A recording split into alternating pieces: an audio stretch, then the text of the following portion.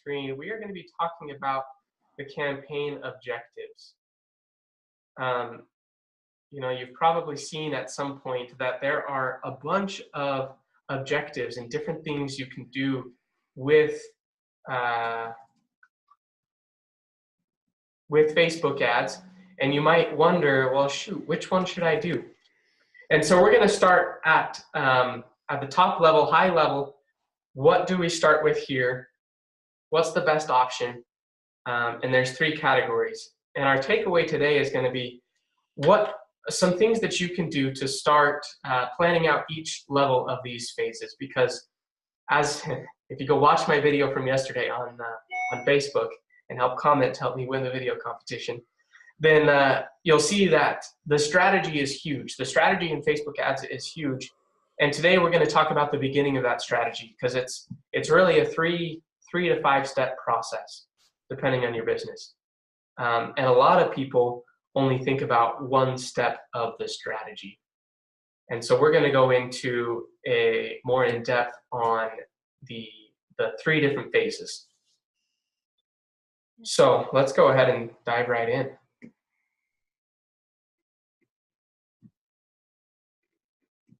So type in the chat if you have seen a sales funnel or something similar, or if you used a funnel to put water into a skinny bottle. It's very simple. And the marketing objectives overview, and I'm going to show you where we can see these, is awareness, consideration, and conversion. And up at the top, this is the first step. This is where you pour the water in, is awareness. And then it kind of starts to get a little bit more narrow to consideration, and then to conversion as people convert into customers. So who has seen a model similar to this? Who has used one of these funnels to put water into a bottle or something of the sort? Click the raise your hand button. Yeah, there's a raise there. You can just raise your hand. And as you look at that, then you can really see how it makes a lot of sense. You have a lot of people up at the top, and then it goes down little by little until you come to the bottom. So Miriam, what type of difference have you seen that make? When we go through the multi-step process, what type of difference have you seen it make, and what insights can you share? Yeah. So like Mitch is explaining, there's kind of those 3 steps. The first being awareness. So when we're focusing on awareness, it's getting our Facebook ads in front of a huge audience, the most possible. And when we're doing awareness-based ads, it's focused on impressions, it's focused on results, it's focused on certain categories within Facebook ads. But when we drop down to consideration and conversion, we're targeting people more for leads. We're trying to boost up our frequency, so getting our ads in front of people multiple times so that they actually take action. So depending on what action you want your audience to take, that's what step you're going to get to. So for awareness, if you just want people to see your ads and not necessarily take action, but just see them or be aware, then we're just going to focus on awareness campaigns. But when we want them to begin to take action, to potentially purchase your product or attend your event or actually take the action, we want to drop down to consideration and ultimately to conversion, if that makes sense. So it just depends on what you're looking for your ad to do. If you want someone just to see it, or if you want someone to take action. And like Mitch has pulled up now right on the screen, these different categories of results, depending on what type of campaign we're running. Like I said earlier, awareness, we generally focus on impressions and reach, how many people are seeing the ads. But we can also optimize in our conversion campaigns for things like leads or clicks or people clicking on the website, other things that result in people actually taking the action. Yeah, absolutely. Now let me show where this ties into Ads Manager when you're creating an ad. So if you're in Ads Manager here, and you are going to create, hit the Create button. And the first thing it's going to ask you is, what are the campaign objectives? So, or what is your marketing objective? And so these are the 3 categories that we're talking about in a more broad basis today: awareness, consideration, and then conversion. So it's kind of interesting that Facebook has it set up this way, because as you play their game, as you do it their way, then you're going to get better results. They have it broken down into these 3 categories because that's the process that people have to go through. And the sales funnel process is nothing new. I know some of you on here have been in business for a long time, and before social media was around. Comment in the chat if you've been in business before social media was around. I want to say probably at least half of you, more than half of you probably. And it's been the same the whole time. It's just that now we're using this method of social media, of Facebook ads, to take people through the sales funnel process. So I'm going to go back to the funnel. I actually might draw it one step at a time. So who's been in business before social media? Tori said yes. I think that was to that question. Yeah, Sean's been in business for a few years. So back in before social media, then how did we get awareness? You got awareness a lot of different ways. I mean, just talking to people, and these ways still work at times. You get awareness through talking to people. You get awareness through billboards. You get awareness through cold calls. Cold calls, yeah, TV ads, radio ads. That's the first step. And so as we're thinking about these fundamental concepts, we don't just have to apply them to social media only. Next week, as we dive into each category more in depth, then it's going to be more specific to social media. So I'm just going to draw this out one step at a time on a whiteboard here.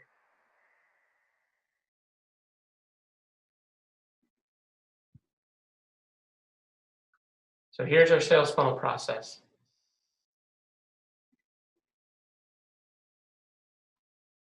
So like Miriam had started saying, then the first step you have to do is you have to generate awareness. You just have to. We typically do that with videos. Videos is a fantastic way to do so. But we also do it with posts oftentimes. And this is where, like Miriam said, you get in front of a lot of people. And so your audience for this phase of the process, well, what's typically our audience for this phase of the process, Miriam? How do we typically identify that audience?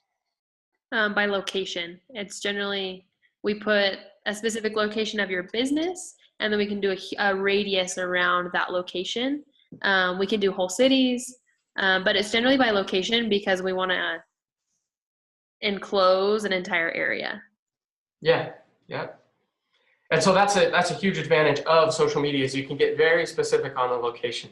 You can get as specific as putting your address and then saying, I want people within 1 mile of my business. And it's all different depending on the type of business that you are. We do a different radius depending on the type of business. Some other things that we will target this first audience on is behaviors. So some of the behaviors, let's see, specifically with Nathan is on with us with First Call Jewel. They have an incredible promotion going on this spring for homeowners. And so we target our ads based on homeowners because, Nathan, in your service, then it doesn't really help to have renters or people that live in an apartment. It really is only a relevant offer to homeowners. And so this awareness category, we narrow it down just a little bit to only homeowners. Or another common theme on here is people in the corn maze space. We have a few of you here. And with that, then we've identified that typically females between 25 and 50, depending on your specific maze, but 25 to 50 usually work the best. And so we'll do just a little bit. We'll do the location of the business and then a little bit about behaviors or demographics. And it's unique because people use the word creepy, but we can really target people very specifically. Right now we're running a campaign. People have to fill out a bracket of March Madness. And so we can target people in a specific city that are interested in college basketball and college sports. And so it's almost strange how far we can target people, but it really is helpful because we can get our ads in front of the right people that will take action. So it's actually awesome that Facebook lets us use so much information so that we can target the right people and have success that generate leads and that really get our ads in front of the right people. So yeah, exactly. And that is a huge difference. Again, these are fundamental concepts to all marketing that you might be doing, but it is a fundamental difference between social media versus TV, say, that the awareness that you are going to be getting, it can be the exact right person. I thought of this funny example that with TV marketing, then you kind of base it off of, oh, this type of person typically watches this channel. But Hallmark channel, type in the chat what type of person typically watches the Hallmark channel. Miriam, who typically watches the Hallmark channel? Do you know? Grandparents? Okay, grandparents. Maybe. My wife gets super excited about it. My mom gets super excited about it. Okay. Women more so in my experience so far. Starlene said family, women. Yeah. So that's the majority, but my brother, my 33-year-old brother, engineer, loves watching the Hallmark channel. Yeah, Tori, during Christmas, those viewers migrate towards families. That's true. So anyway, that's the difference here, is that you really can get very specific. And so that you're only spending money to get awareness for the right type of person. However, regardless, these audiences are going to be pretty large. If you're in a local market, ideally you're going to have them 50 to 100,000. A lot of us here, our businesses are based in Idaho, so you're going to want to have 50 to 100,000 in the Idaho Falls market. But if you're in a bigger market, let's see, some of you down in Utah, then you're going to want to get up larger into several 100,000 on this awareness phase. So you're just going to start pouring people in here. Lots of traffic. You want lots of traffic coming into awareness. And again, this is the first step. Before they can take any action, they have to become aware of you, right? Mm-hmm. All right. So let's go on to the next step. Any questions while we're going? Please type in questions as we're going. And let me know if this is making sense. Yeah, and just something to be thinking about while we're going through this is your individual business. Trying to really figure out who is your audience. Who are you trying to get in front of? Because sometimes it's obvious, like, yeah, we're trying to get in front of homeowners, but sometimes it's a little bit more tricky where you have to think of a specific product. Who should this really get in front of? Because sometimes it's obvious and it jumps out at you. Sometimes it's an audience that you don't think of off the top of your head. And like Mitch is saying, it's also possible to run multiple campaigns. You can create as many audiences as you'd like and run campaigns targeting different audiences and see what works best. It's not like you just have to run one and try it and reach everyone at the same time, but you can set up multiple campaigns and use multiple different audiences in each campaign and see where you get the best results. Absolutely. Always test. That's another thing that that's an advantage with social media, is you can test and you can very much see. I was watching a video today that said, if you're not testing at all, then you're basically playing the slot machine with your one thing. And so you do need to test the ads and the audiences and the campaign objectives and all of that stuff. Mm-hmm. Okay, next step is consideration. So this is the next step that people have to take if they're going to take action with your business. So now they've become aware of you. They've seen some sort of video. Oh, I was going to say one more thing on awareness. Sorry. On awareness, then we're all day trading for attention. is what they say. We're all day trading for attention. We're trying to grab the attention of our target consumer. So to grab their attention, you need to have some good content. You need to make sure that what you're putting out stands out. And one way you can stand out in a world of color and high definition and stuff today is you can actually go back to black and white. That's an easy way. You take a picture that normally is color, you turn it black and white, you stand out on the Facebook newsfeed. That's just one way. Your videos, start with something a little shocking or a little exciting or something like that. Say something that a lot of people might get a little bit excited about. They want to start commenting. They want to start maybe slightly argue with you, but not crazy argue with you, because that's just not fun to deal with. But you need to stand out in that awareness so that people acknowledge you. Okay, so consideration. I just wanted to add that before we moved on. So consideration is the next step. People have to take more action with you. And so this is going to change the type of ad that you're going to be doing. It's also going to be changing the type of audience that you're going to be doing. So Miriam, what are going to be some of the really slight differences between an awareness ad versus a consideration ad? Yeah, so like I was explaining earlier, it's generally the action taken. So awareness is as simple as just viewing something. They don't have to click, they don't have to watch, they don't have to post or comment. But consideration drops down into that. There's a small or simple action, you could say, and that can be commenting on your post or on your picture. It can be watching your video for a number of seconds or a number of minutes. It can be clicking on the website link that's there. It's generally just a step up from awareness, and that there's a small action that people take to get them one step closer to your end result ultimately. Yeah.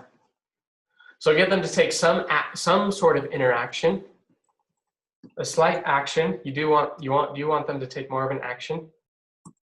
And this ad can get a little bit more educational. Now that education piece can kind of cross over between the two, awareness and consideration. But if you have the bandwidth to make separate content, then it's absolutely a good way to do it. The awareness kind of gets them interested, kind of gets them to first take just that first awareness. Then consideration, you educate them more about what's going on with your business. You can also have here, I'm just going to put website. You can get people to go to your website. So people might already go to your website, and that's them themselves taking the consideration phase. But you can also kind of point them towards your website. So if the first if the first awareness ad was just a video, the second ad could be something to take them to your website, to read more about you, to read a blog article, to read about your team, to see all the services that you offer. They're starting to consider it what it is that you have to offer. Mm-hmm. And then what are the audiences that we're more likely to use here, Miriam? They're just a little more customized. So when we're going into consideration, we can target people a little further. We can customize them. We can also do lookalikes. Kind of like Mitch was saying earlier, this is where we test even more. The awareness, it's generally pretty broad, but once we start dropping down this funnel, we try and target more and more specific as we can. So yeah, like it says, niching down, diving into their occupation, diving into their family life, whatever more in-depth demographics and interests and behaviors we can find, we start considering those so that we can get in front of the right people that will take action in this consideration stage. Yeah, that's exactly right. So you can start to do a little bit more customization with your audience here, and get more specific about employers or whatever it is you want to do. And even things like do 10 people that viewed at least 10 seconds of your video on the first stage, so that you're getting in front of them the second time. So they saw at least 10 seconds of your video last time around with your first ad. Now you're going to get in front of them the second time. Like Miriam said at the beginning, as we go through this process, then we need to get frequency. If you think about when you're pouring water into the funnel, then it's not very often that I'm going to draw an arrow and I'm going to make it blue because it's water. It's not very often that you just go straight down the middle like this, right? Because if you did that, then you wouldn't need the funnel. It's more like you're pouring it here and it's bouncing off the side. Oops, let me draw another arrow. And then it's bouncing off the other side. I mean, water doesn't exactly move like this, but hopefully you get the point. Does this make sense, Miriam? Yeah, I think that's kind of clever. Go Mitch. It's coming in. We're coming in from awareness, and people are coming in, and we're getting these second touch points. We're hitting them again. We're hitting them from the side and bringing them narrower down. Now I need to delete these arrows. Yeah, I was gonna chime in and say I think this might be one of, in my experience, the coolest features that Facebook has is this retargeting feature. So where he says 10-second views and 25% views, we can take, say, our awareness campaign and all of the people that engage with just our awareness phase, then Facebook can capture them and then we can retarget them in the consideration and the conversion campaigns. So people, right now we're helping a corn maze in Ohio, and they're doing this giveaway of a family 4-pack of tickets. So Carol, who's running the market, she put out a video explaining this giveaway, and you have to comment to guess how many Easter eggs they're going to have in their Easter egg hunt. So there's hundreds of comments. It's been like 3 days and there's already like 200 comments.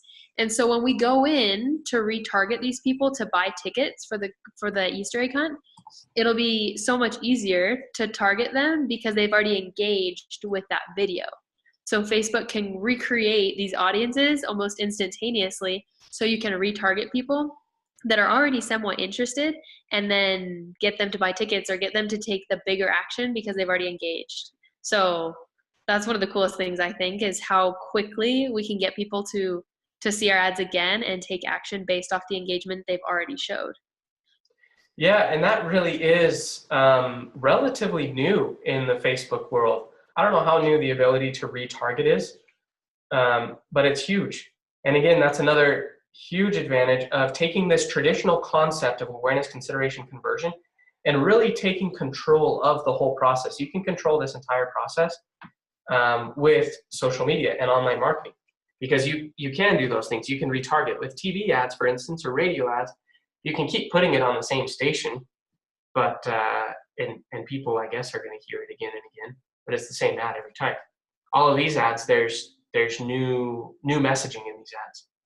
So conversion, this is the most exciting step because this is where people like pay money and stuff.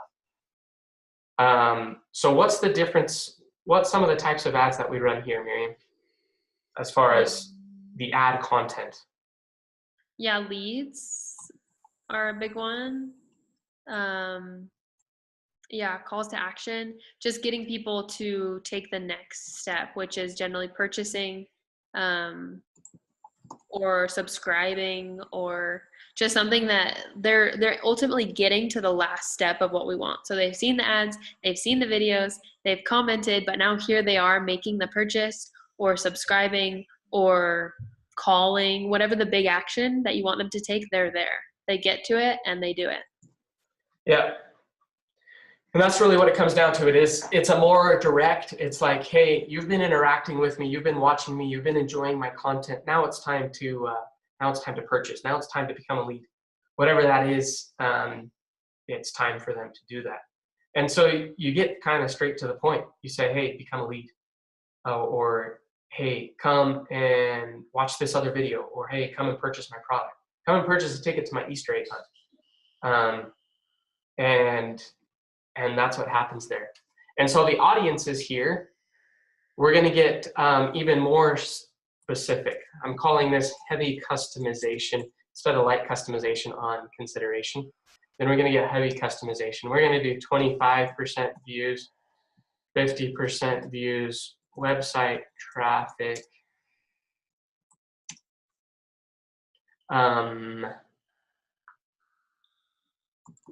more recent engagements. This is where you want to get the people that are the most recent in interacting with you, and targeting targeting these people, targeting people that have already made it this far down the funnel with ads for them to become leads, or to purchase or to take the next action makes all the difference in the world. We recently picked up a client that is in the mortgage space, and they haven't generated one lead in all of their years. They have a following of 1.4 million. In all of those years, they've not generated one lead from social media. We started with implementing this process with just they already had the awareness, they already had the consideration, so we just started putting the right ads in front of the right person, this bottom step, and we had leads immediately. We've generated leads, and we're continuing to refine this process because it's kind of you kind of have to just keep doing this again and again, and get more leads and more leads. Same thing with a lot of the corn mazes of you that are on here. We had talked to you before, and you guys were boosting posts, and that's the approach of trying to go like this, trying to do that, and so it works. Some of the people do. Let's not dismiss that. Some of the people do. They go straight down.